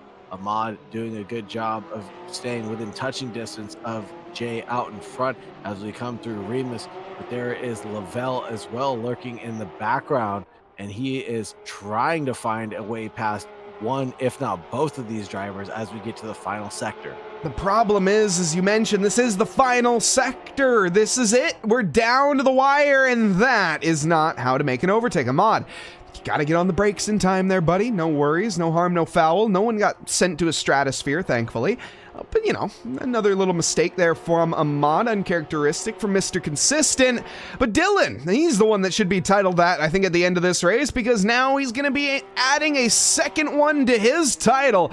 Dylan, through the final corner, on to the start-finish straight, will be taking victory for Race 2 of Porsche Night here at WOR. Take a bow, Dylan. You are the champion, fastest on track, as well as the double race winner. Now, can he pull a hat trick tonight? Robert, second position this time as well. Nothing to shake a stick at. Robert making a habit of finding himself on the podium, and Nicholas joins the ranks now of the podium sitters and finishes P3. Very well fought for all the top three drivers. Andreas will bring home P4, 1.7 away. Then Jay, hard fought battle with Ahmad, just 83 thousandths away from each other as they cross the checkered flag. Then Lavelle is going to be bringing home 7th place. Then Chan in 8th, Tim, Michael, Dustin, Christopher, Kenzie, and Gonzalo to round out all the drivers here tonight at World of Racing. Love to see the cheers in chat as well. Welcome to Dave Hilger. Shame we don't got you out on track either. We also have some with Tim G cheering on Dylan's. Loads of cheers here for our race winner, as he deserves it. Absolute dominance performance. Kenzie to the line, a little fight here with, I think, a back marker. No, is that Gonzalo? It is Gonzalo, but Gonzalo is a back marker. So Kenzie finishes 13th for the second time in a row, and Gonzalo last but not least. Michael finishes in 10th, Dustin 11th, Christopher 12th, Tim in 9th, Chan in 8th. Very much out of position from where they were in the last one. Now, though, the next track, we won't mention it because I don't know if we are supposed to, but the next track is going to get a bit more different and overtakey. I feel a lot more high speed, Sagar. Again, we won't necessarily say which track it is, but it's going to be interesting for sure with the way that this race went. It's going to be a fast, flowy, twisty track, and I'm excited for it to finally be revealed. It is a staple on a couple of very important calendars throughout the year, and I cannot wait to see how the drivers fare when we get to it. I cannot wait to figure out what cars the drivers are going to have to handle going around this circuit as well. Yeah, that we will have to find out. This is one of the variables that World of Racing offers. For anyone curious why we, the commentators, don't even know what we're going to be looking at, this is intentional. This is designed to the T.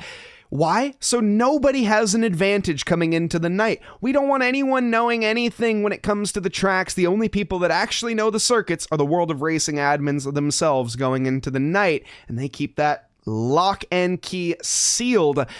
So, again, when the drivers do go out on circuit, they have a dry perspective, and maybe they've driven the circuit, maybe they've driven the car, but the odds of them having driven the track-car combo together are pretty low, so keeping it as even as we can. That way no one can grind when they're at their house with their simulator to come into World of Racing and then take victory over the rest of the field with ease.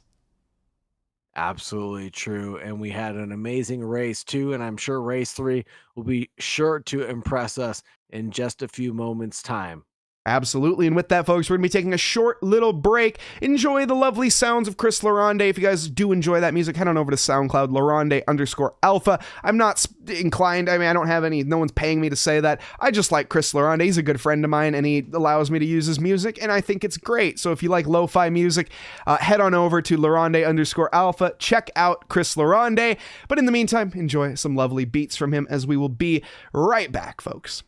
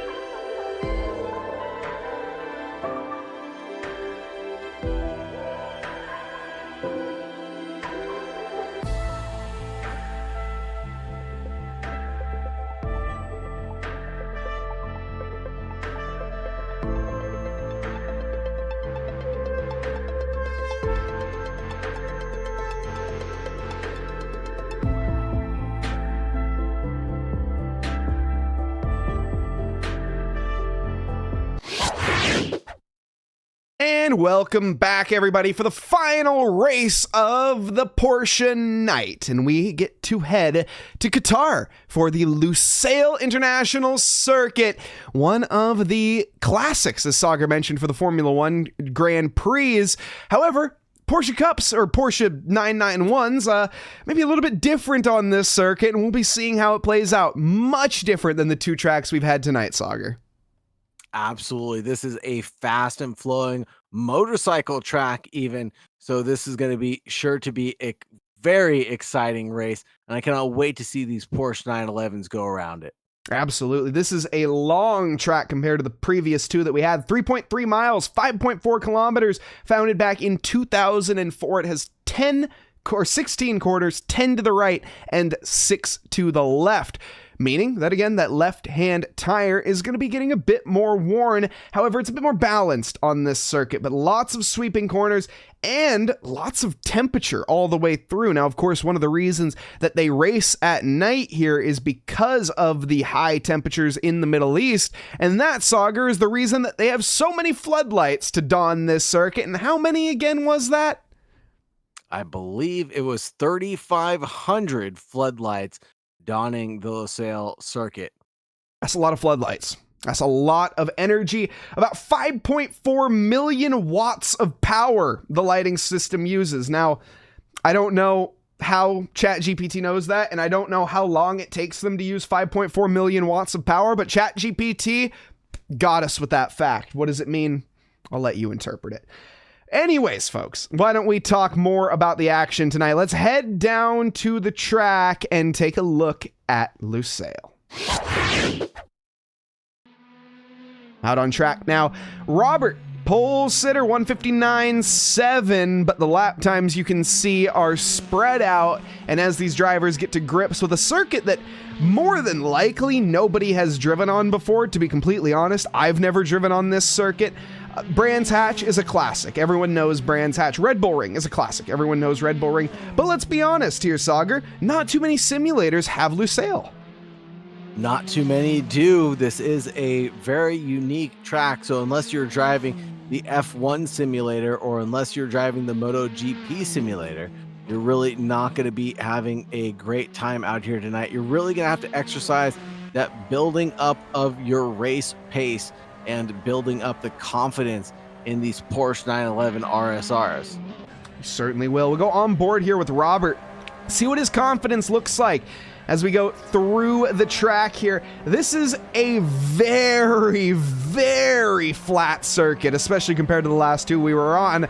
There's about 10 feet of elevation change, 3 meters. You can see the entire circuit from about 10 feet above the air and see every single corner, which means the grandstand viewing experience is quite great around here. But other than that, you're not going to be seeing too much corners, undulations, and that, of course, is due to the fact this is a motorcycle circuit. Sauger mentioned that, and that means there's not many curbs. That means there's not much elevation. Well, that's not true. There's a lot of elevation in motorcycle tracks. That doesn't mean anything. It's just a flat track here. Well, we might be doing some flat track racing tonight as Robert holds on to provisional pole for now. 157.7, Jay behind with a 158.4, and Ahmad, Kenzie, and Michael, the drivers who have found themselves doing their valid laps for now. We have some cheers in chat from January Baby for Nicholas as well. Love to see the support here for our drivers. Let us know, who is your favorite out there? Who are you supporting, and who do you want to take victory here in Losail tonight in Qatar?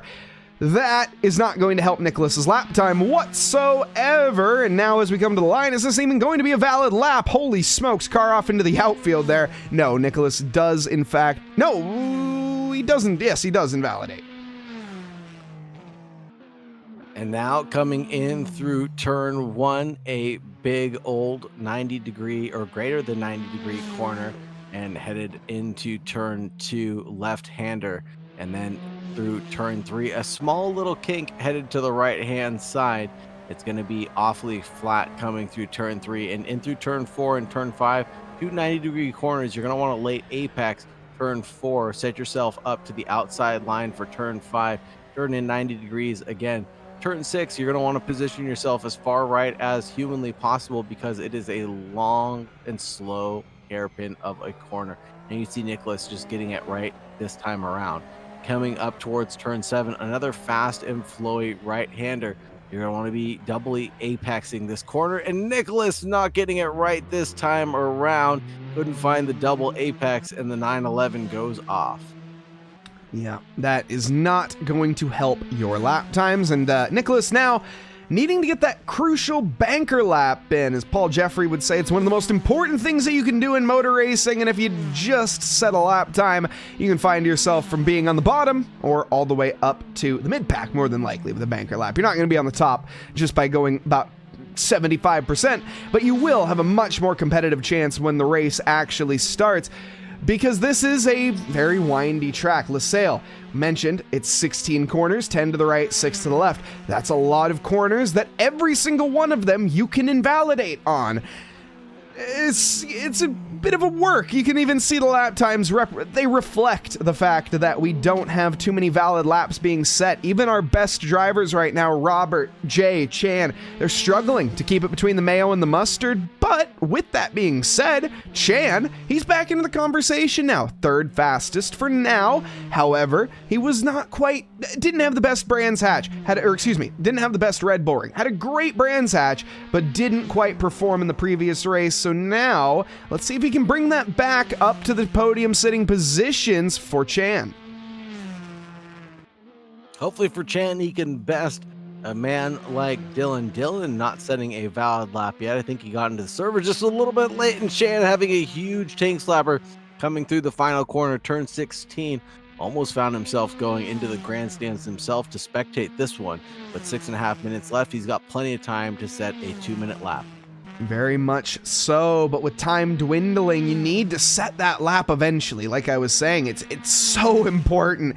And if you find yourself not setting a time, you'll be, well, down towards the bottom pack. And this is, again, the difference of literally setting a 5-minute lap. It can be slow as can be. It just has to be valid. And you'll gain potentially 6 positions if you're Andreas. Other than that, Dylan here, struggling with the track limits there. I think that was invalid. So now, one more lap in the books, potentially. We'll be seeing now through the final corner, though. If it was valid, back onto the accelerator, and going to be heading towards the line. Keep an eye on the times here. Dylan should be up towards the top. However, on this one, again, I think it was going to be just a little past that validation line, and Dylan has to try once more. Dylan has got 2 more efforts left to get his 2-minute lap set in place. Lavelle, though, with a 158.161, finding the LaSalle circuit very well out here tonight. And Jay, Chan, Kenzie, Tim sneaking into 5th place, bumps back Kenzie, and then Christopher. Kenzie with a stellar lap time, actually, up into 6th position. Christopher with a 2:01, so a bit of margin separating the two, but Kenzie here has found some competitive times. 159.9 compared to Tim's 159.9. Dead even. These two, expect them to be close when it comes to race pace, and Chan as well, 159.5, only 0.4 quicker. He isn't much off the back, though, of Jay, and look at those lap time improvements. Through the final corner, there's a bit of a wiggle, but everything else is coming up sunshine here in the sail. Chan crosses the line. Is this going to be enough for pole position? No. It was invalid, I guess. Oh, no, man. We've only got 4.5 minutes left and a 2-minute lap. I'm starting to get really nervous for some of these drivers like Dylan for not getting a valid lap in, Mike Noss. How do you feel about this? Oh, I feel that Dylan is going to be banging his head against the steering wheel like Kevin Siggy did in the ESL R1 qualifiers driving this exact car. This is not looking good for him, to be completely honest. Dylan just got held up and invalidated on this lap. He has really one more good try. He's got 2 more attempts technically, but he will have one more real try before those tires start to pack it up and go home on him. Still, pole position is on the cards, though. Dylan is a quick driver. He just has to dial it in. Bring it back a couple percentage as well. Drive at about 80%. If 90% is still not working, you're still invalidating, drop it back to 80. Get a lap on the board. You have to on this lap in particular. Then you'll have one more to maybe go and push the limits, and if you invalidate, who cares? But get a lap time in as soon as possible.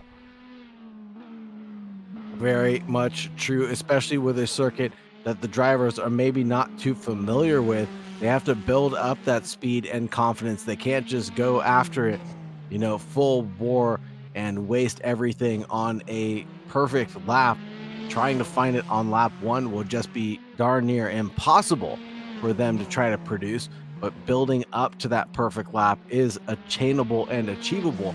And some drivers maybe not finding a perfect lap here at LaSalle, but perhaps getting the banker laps that they desperately needed to find themselves where they want to be. Jay and Robert doing very well, as well as Lavelle.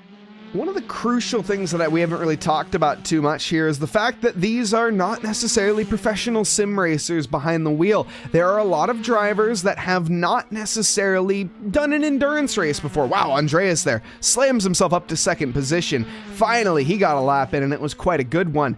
But with that being said, as I was saying, this is going to be more of the quote-unquote amateur sort of drivers, some of them breaching into that pro-am category, some of them brand new to the sim. But the biggest variable, though, is going to be fatigue. It's getting late on the West Coast now. It's almost 10 o'clock. We've already done 2 races, 2 20-minute races as well. So now as the drivers are getting down to the wire, I'd imagine fatigue is going to start to play a role. Tiredness, as well as just the fact that they've been driving for dang near an hour at this point. And there we go. Dylan finally gets the lap times in that we expect, and he blows the door wide open. Oh, the 156.50, nearly 9/10 of a second faster than Robert. Lavelle, though, snaps back with a 156.9 of their own and splits the gap between Robert and Dylan, and that'll be the end of Lavelle's charge driving the 911 RSR. And my apologies if I got the cars wrong from the previous race. These are the LMGTE category cars, water-cooled 6-cylinder boxers, positioned in front of the rear axle. It's a Porsche. Porsche's a Porsche. I just made a lot of people upset. Sorry. I literally just commentated on a Porsche Club America race tonight. So if any of those people are watching, which they're not, but hey, shout out to you guys if you are. But yes, Porsches are, they're Porsches. And so, back to the lap times. Dylan, pole position. Lavelle, second. What can Nicholas manage here on his final lap? He finally got a valid one, and it was another solid lap. 157.3, the quickest of the 157s, in fact. Doing a great job to carry this one forward, sticking it between the red and white stripes, not going out onto the green stuff. Hopefully is Nicholas, and there he goes. He finds it. Just to prove me wrong. Thank you very much, Nicholas, for doing that twice in a row now. Just to prove me wrong there, Mike. Yes, indeed. He says, Sauger, put that in your pipe and smoke it. And, well, unfortunately, Sauger says, why are you being so rude, Nicholas? Now, Nicholas only hurting himself by invalidating. Jay, the line looks like no improvement, but he will get one more go-around here if he wants to. And I'm sure he will. 157.7, room for improvement. Bit of a hesitation there into the first corner, though, and you need such commanding apexes here. He continues, though, flat on and looks to find some improvement. More drivers heading to the line now. It looks like the number 11 here, P11 of Dustin, my apologies. Up next, 2 minutes, 0.5 is the time to beat, and it looks like he's going to stay where he was. Behind him goes the number 2, that was Lavelle. Stays second quickest. After that, Christopher coming, no, not Christopher, Tim, sure, why not? Up to the line next here is going to be a 158.1. No improvement. Other drivers to the line. We have the number 3, Nicholas, up next. He's not improving. And I think pretty much everybody's lap times are going to be solid and final. Pretty much. The waiting period won't be too long either, so any driver that crossed the line close to around 10 seconds probably will not be able to complete their laps. Robert is looking to improve, though, on this lap alone. Purple through sector 2, green through sector 1 by just a smidgen of a hairline there, and then carrying all the speed he possibly can through sector 3, trying not to invalidate his lap as neatly as possible. Coming into the penultimate corner now, and then into the final corner will be next. That'll be turn 16, the long right-hander that he has to carry as much speed as possible and carry it across the start-finish straight. Will he go provisional pole? Robert getting to the line. Where does he find himself? Worse for wear or any better than P4 right now?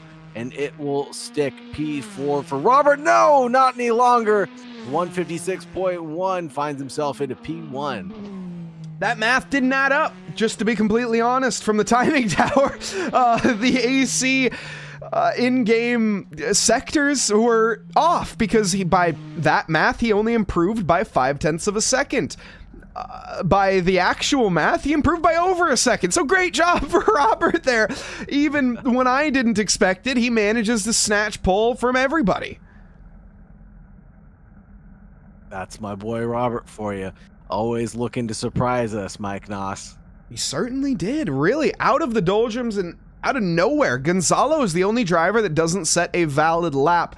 Michael at the bottom of the time charts with the 2 minutes, 0.9, but look at that, 4 seconds separating the field, but really only 2 seconds separating the heavy hitters here, with the entirety of the mid-pack well within each other right now, and this is going to be a very, very exciting race here as we get into it. Yes, this will be. Looking forward to this 17-minute sprint race that we have, and the green flag is about to drop, Mike Noss, and I couldn't be more excited to head to the capital of Qatar. 17 minutes on the clock, and the drivers eager to battle it out. They have the nerves at their all-time highest right now. These Porsches, they're not used to these standing starts, but here we go. 6 red lights are on, and we are green, green, green for the final time here tonight for World of Racing Porsche Night, and it's a dead even heat down to the first corner. Dylan contesting Robert pretty handedly, and it looks like it's going to be every advantage for Dylan. Takes the lead early on. Robert forced to capitulate to second. Jay behind in third right now. He's just settling in for the ride. Lavelle, same story, but behind that, Kenzie ahead of Chan, who's side by side with Andreas and Tim.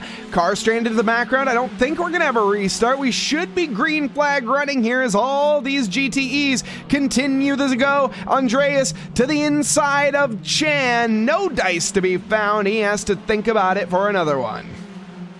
Amazing looking start for all the drivers, and surprisingly clean, especially without electronic aids to assist the drivers. And there is a big wiggle from Chan out in front of Andreas.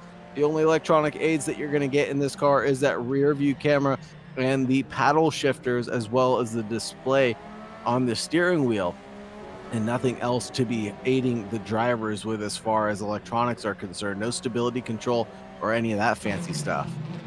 What is going on up ahead? Clearly no ABS, as there were double lockups for Jay and Lavelle. Kenzie under pressure currently, and it looks like Chan gonna be getting the move on down to the inside here of turn 13, and that was a fairly easy overtake. Kenzie not too intent on holding Chan back. Andreas next in line, Tim behind, Dustin in this pack as well. Kenzie needs to be careful. You can't be making mistakes like that if you want Andreas behind you. Tim, though, looking hungry as ever. So is Dustin, who's thinking about a send now to the racing line on the final corner.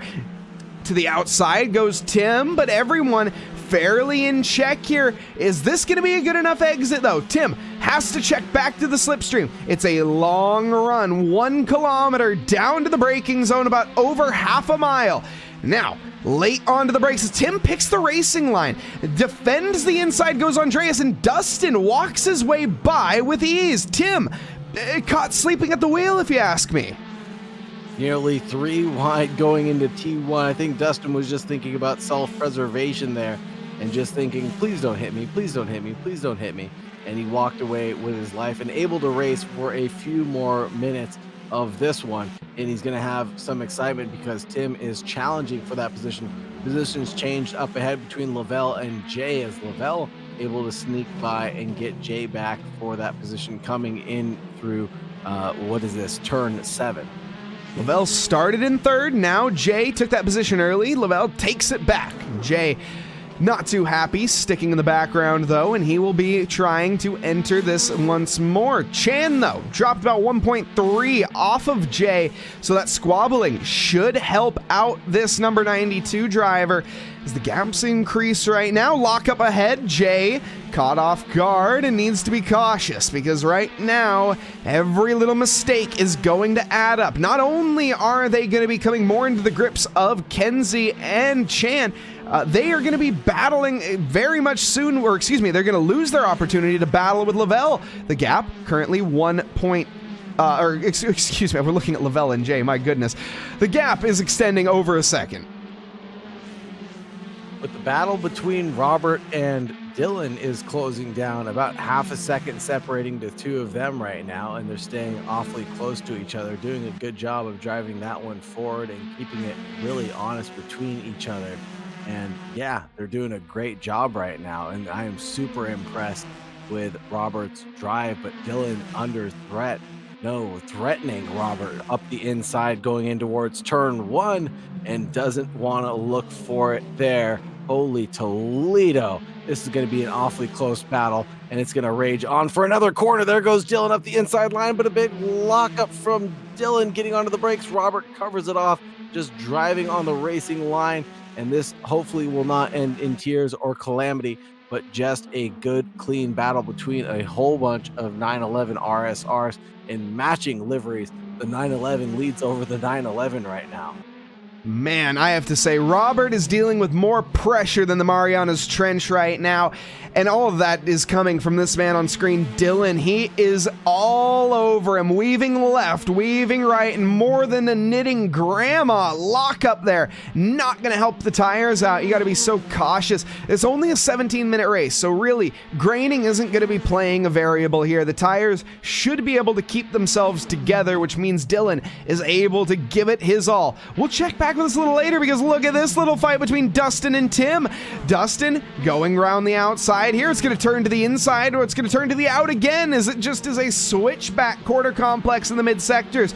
Dustin with the advantage, though, is going to force Tim back. Now Tim under threat from Lavelle. How is Lavelle so far down the field? We missed this. Lavelle down into P8. Now having to re-overtake Tim, not finding any success. Dive to the inside of turn 13. No room and no position gained. What happened here to Lavelle? Lavelle seemingly having an incident, tumbled down into P10, recovering themselves into P9.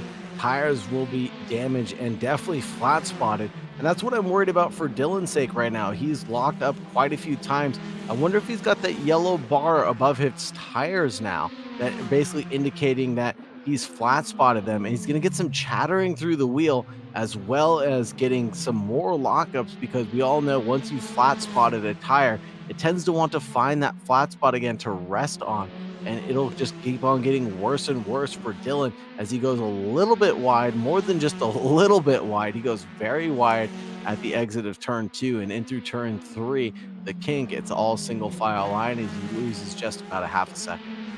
Let's go back to this fight between Lavelle and Tim. Lavelle on a recovery drive right now and has recovered the position from Tim. So back up to 8th. Next up the road is Dustin, and he's currently 3/10 behind Kenzie. No, he's not. He's actually getting by Kenzie, because Kenzie has gone in too deep. Hands over 3 positions for free, rejoins the circuit. Kenzie was doing so well up to this point, dealing with the pressure and contending with the cars behind, but eventually, with enough time, anything's possible, and unfortunately, Kenzie, the possibility of driving off the track became real. So does Tim, though, as he's off circuit himself, so we're seeing lots of drivers, Sauger, pushing the limits as they were in qualifying. Yeah, absolutely pushing it to the brink of what they're capable of doing. And this is what I love to see, drivers going side by side, and we might get a 3-way squabble here going in towards turns 12 and turn 13. Dustin trying to hold on to the outside line, Lavelle to the inside, trying to carry as much speed and momentum forward, but Tim lurking in the background, trying to find a way past the two of them at any opportunity that will present itself. But now Dustin carries himself forward, coming through the final corner now. Lavelle looks to the inside line, late on the brakes here towards turn 16. Will it be enough? No, Lavelle is way too far back on this occasion. I don't want to be that guy, but I think Dustin might be better letting Lavelle go. The pace differential is too much. Lavelle is clearly quicker. Look at that, 1 second quicker on the previous lap. I think we're just losing time right now by battling, and Lavelle knows that, and well, there's a mistake from Dustin. He went a little too hard charging into the corner. Tim also follows suit, but Lavelle walks away smiling and gains the ground for free. Next up the road, Andreas, 3.7 seconds. It's one thing to catch Sauger, it's certainly another thing to overtake, especially here at LaSalle. And we've got another 3-way squabble that is just brewed up out of nowhere. Dustin, Tim, and Michael. Michael 2/10 off the good and goes a little bit off too far at turn 5, unable to carry it back through.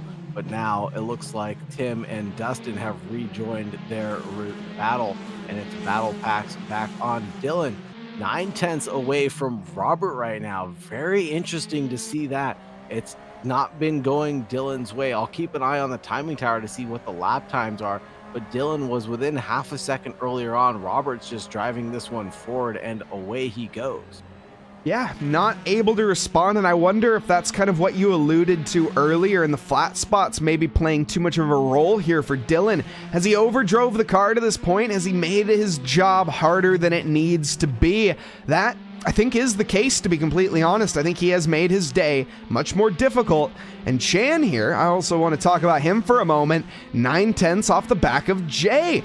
Chan looking for his second podium of, I think, WOR, at least broadcasted WOR. He took he took third in the round one.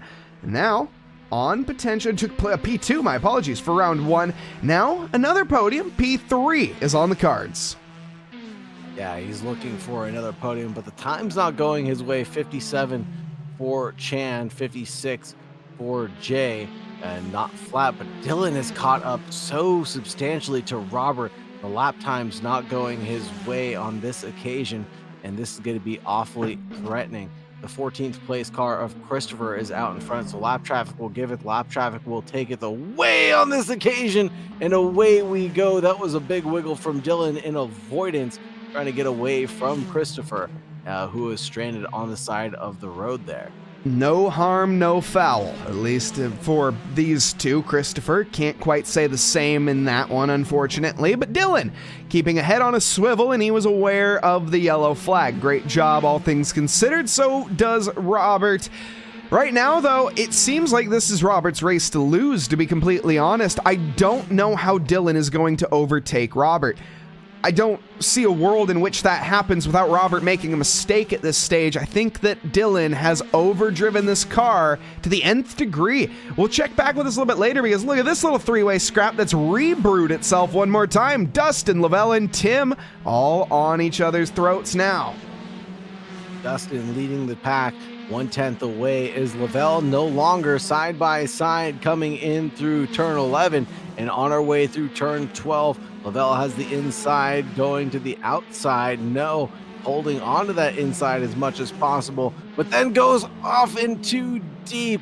Oh no, Lavelle loses it with a snap of oversteer there, coming through turn 14. Gets the car collected and tumbles down the order behind Tim and Dustin. The ground is regainable. This is not an insurmountable fight, though, by any stretch. Chan, still 8/10 behind. Dylan, still 5/10 behind. No developments here just yet. But this is where anything in racing can happen, and it normally does. I often say that, but this is where I mean it, because right now we're watching a kettle boil, and it is going to steam over if it's left unattended. And I know as soon as we tune off of this Robert Dylan battle, something is going to happen. Dylan, though, needs to dial it back in. Let's just be completely honest here, Sauger. He is overdriving this car so much at this point. That's causing flat spots. That's causing tire temperature issues, but it's causing mistakes out of Robert as well. So, I mean, is it working? Maybe just a little bit. Dylan using track limits to his advantage there, but Dylan continuing to lock up the car, and that's just going to lead to more chattering in that wheel. Assetto Corsa is very sensitive to flat spotted tires. Once you start getting that yellow band in the tire, the chattering gets worse and worse and worse until you reach that resonance frequency speed, and then it kind of dissipates. But into the braking zones, it gets so bad. And I'm sure that's what Dylan is complaining about right now. His teeth are just chattering away like he's grinding them in the middle of the night from a nightmare. Oh, even in the non-braking zones, he's going well onto the rough tarmac. Now, that painted tarmac is much more abrasive than the actual tarmac itself. If you go off on there too many times, you're going to be wearing your tires just by driving on the green stuff. It's grippy, it's sticky, it's a custom paint designed to increase grip, and that it does. If you've ever been to Paul Ricard and you see the various colors in the paint as well, you see the red and the blue, that is indicative, my goodness, that's an easy enough word for me to say, of the different abrasiveness levels of that paint. So they both actually have different levels. And if you go to Paul Ricard yourself and you rub your hand on the track, you actually can feel the grippiness. You can feel it almost tearing your hand apart through the various grips. A very interesting sort of element these drivers have to contend with, and it's going to be playing a role tonight. Lavelle right now is just 2/10 away from making a move past on Tim. No, it looks like a move that is done already, getting past Tim with relative ease now. And now, like you said, not an insurmountable hill to overcome, but just now challenging Dustin is about 1 second faster, so expect to see this happen within the next lap or so. Well, maybe. I mean, we only have a couple more laps left, and currently Lavelle is all getting out of shape by Tim. Now, this is the third time that Lavelle has had to overtake Tim off of ground lost themselves, so they're going to be sort of just... Oh, goodness. They're going to be banging their head into a brick wall as Tim almost slams into the rear quarter panel of Lavelle. Thankfully, both drivers keeping an eye out, and Lavelle runs a bit deep to avoid the contact. Very intelligent driving here from the 991. They're all 991s. That's the most useless description I could have used. From Lavelle. Yes, they're all 911. 2017 RSR single-seater categories for the LMGT3 category, LMGTE category, excuse me. 510 horsepower depending on the restrictor, 4-valve technology, direct fuel injection, dry sump lubrication, single mass flywheel, power input limiter via restrictor, and electronic throttle control. Some fancy cars, all things considering, and they're quite fun when it comes to driving. They're punchy, they have a load of torque, and they are very, very volatile. Lavelle, this is the best opportunity we've seen in a long time. I don't want to see them make the move into the final corner. I want to see them set it up here, and that they do. Look at the prioritization of the exit here. Now, with the slipstream, a little bit more of a gap than they would have liked coming into the straight, but they have 1 kilometer, now half a kilometer to make the move, and they are going to commit down to the inside. Lavelle going alongside Dustin, needs to get it stopped in time. That's the crucial part here. Covers off the switchback. Dustin to the outside now, going to have to give up that position and look to the rear as Tim now is going for a move, and he's going to have to fend off from the back. I love these GTE cars. They are so much fun. I miss the GTE category as well. WEC, please bring it back. The no driver aids add so much flavor and so much characteristic to the driver. It brings so many of them forward. There was a back marker off there. I believe that was the 14th place car of Christopher, who is off of the good right now. And now it's going to seem like Lavelle still holds on to 6th place. Dylan 1.4 away from Robert, surprisingly, and it seems like something happened to him, and this will be the final lap of the race, folks.